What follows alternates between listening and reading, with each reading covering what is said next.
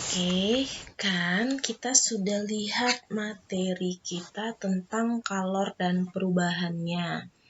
Sekarang anak-anakku untuk kelas 7 kita bahas contoh soalnya. Jadi contoh soal kali ini penting untuk kita, ya kemungkinan jika kita masuk ke tingkat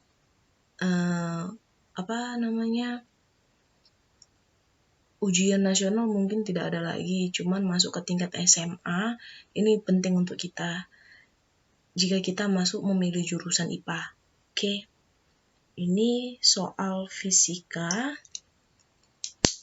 Ini bisa Miss pastikan soal fisika ini ada di kelas 10. Ada di kelas 10, cuman kita sudah membahas materinya, jadi kita coba bahas sekilas soalnya yang mengenai materi kalor dan perubahannya. Jadi kalau di kelas 10 itu membahas tentang suhu dan kalor. Jadi kalau di SMP dipisahkan antara suhu dan kalornya. Oke, jadi sekarang kita bahas ini dulu soalnya. Katanya di sini ya kan ada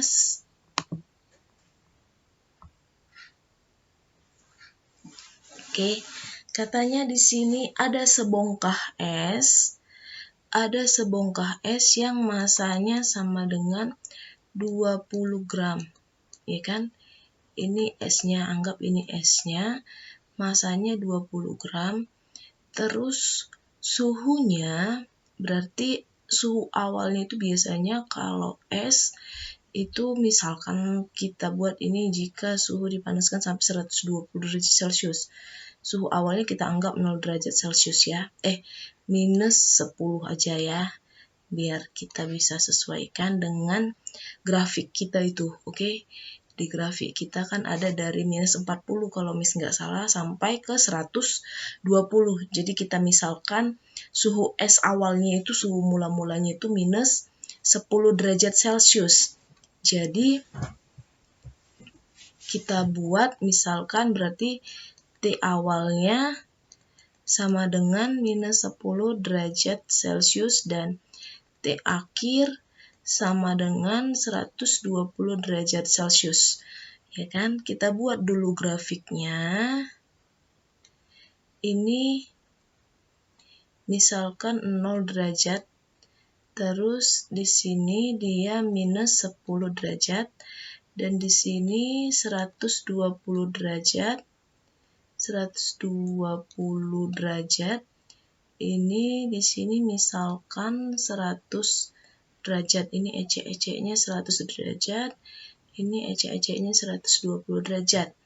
Inilah awal mulanya titik bergeraknya es. Pertama-tama es akan mengalami yang namanya perubahan suhu menuju ke titik 0 derajat. Dari minus 10 ke 0 derajat. Di sini jumlah kalor yang diperlukan sebanding dengan massa es dikali kalor jenis air dikali perubahan suhu. Kita ketahui kalor jenis air itu sama dengan 1 kalori per gram derajat Celcius. Oke.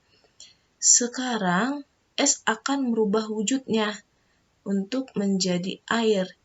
Pada titik kesetimbangan termal, ya kan, es akan merubah wujudnya untuk menjadi air, itu sama dengan jumlah kalor yang diperlukan sebanding dengan massa dikali kalor lebur es. Oke. Ini akan terus jika dipanaskan akan mencapai titik yang namanya kesetimbangan termal, di mana jumlah es seutuhnya akan menjadi air. Kemudian dilakukan lagi pemanasan sampai pada titik 100 derajat Celcius. Pada titik 100 derajat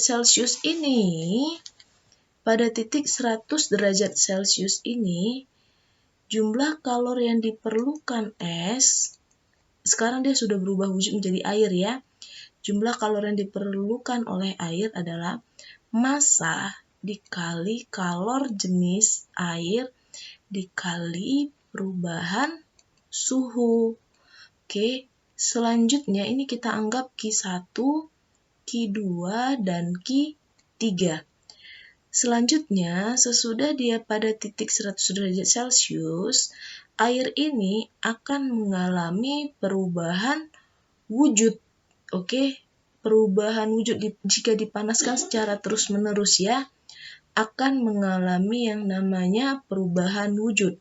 Perubahan wujud inilah memerlukan kalor Q sama dengan massa dikali kalor uap air, ya kan?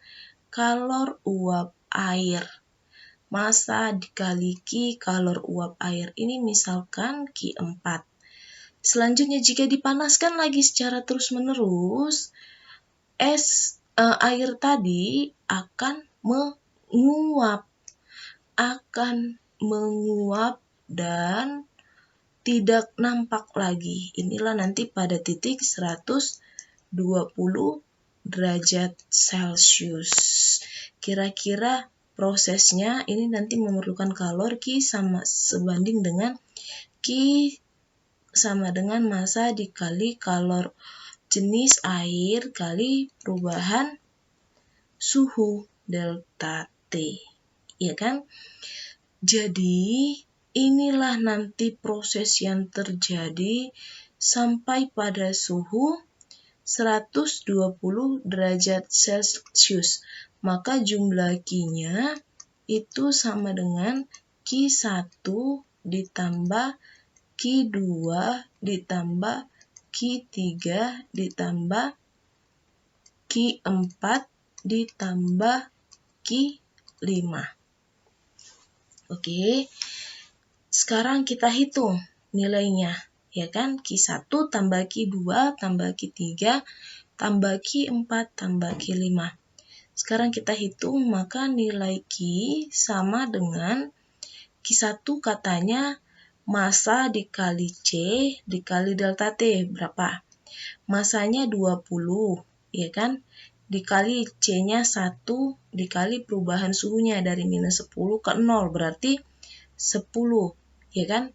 Sama dengan 200 kalori, ya kan? 200 kalori. Selanjutnya untuk Q2 itu massa dikali kalor lebur es, berarti 20. Kan kenapa kita pakai tetap 20? Karena saat es mencair, jumlah atau volumenya ataupun massanya itu tetap sama. Cuman yang berbeda itu adalah wujudnya, ya kan? Kalau saat dia menjadi es, wujudnya padat, dan saat dia mencair, wujudnya menjadi saat dia menjadi air, maka wujudnya menjadi cair. Begitu juga dengan uap air. Saat dia menjadi air, cair, dan saat dia menjadi uap, itu wujudnya akan berubah menjadi gas.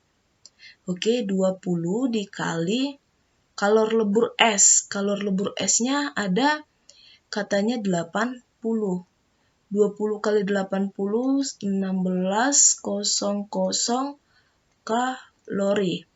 Oke, sekarang ini Q3.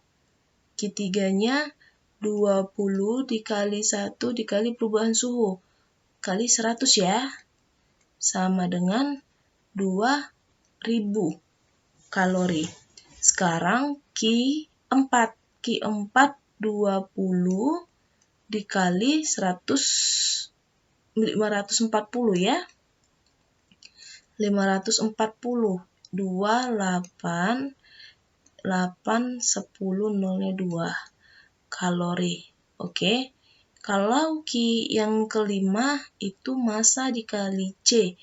20 dikali 1 dikali 100 kedua 120 sama dengan 20. Ini sama dengan 400 kalori. Oke, dari sini bisa kita buat, maka nilainya Q1 katanya berapa? 200 Q1 katanya 200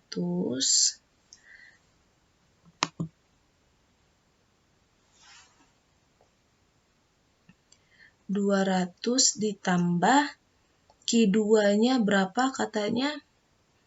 1.600 ditambah Q3-nya 2.000, Q4-nya 10.000 tambah 10.800 terus tambah 400 sama dengan 200 tambah 10.800 11.000. 11.000 ditambah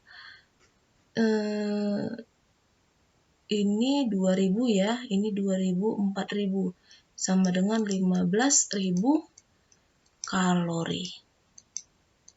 Oke, 15.000 kalori.